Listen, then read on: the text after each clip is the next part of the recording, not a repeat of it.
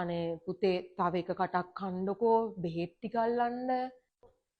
ඇති අම්මේ කනවා තියා ලූස්ස ගන්න බෑ අම්මේ අර අමාරුයි.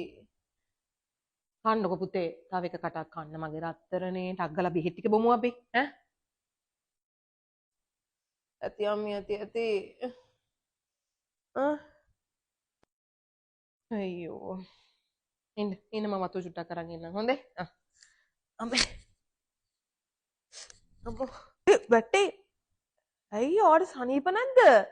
නංගේ නංගේ නෑ අනේ මේ හැන්දෑවෙත් හැදුනා මේ ඔළුව කැරකිල්ල වගේ අල්ලනවා. දන්නේ ඇයි අම්මියයි මටත් උනද? ආයි අම්මි ඔයා මෙච්චර උණ තියාගෙන දනේ මේ උදේ ඉඳන් වැඩ කරේ? අප්පට උනද ඔයාටත්? කියන්න එපා අම්මි. ඒක තමයි මේ කැරකිල්ලනේ. හරි ඔය දෙන්න ඉන්නකෝ ඉන්න ඉතින් හරි. දැන් පැන්ඩෝල් දෙක බිව්වනේ අම්මි. ඇලවෙලා ඉන්න.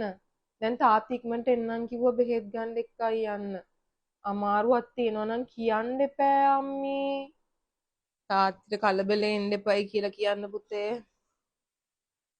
හරි තාත්ති හිමීට එයි. මේ දෝනි අනේ අර ඉස්සල්ලා අයියට මං කාලා වතුර ටික දුන්නේ. අනේ පුතේ දරුවට වතුර චුට්ටක් දෙන්න කොල්ලා අමාරුවෙන් ඉන්නේ පුතේ.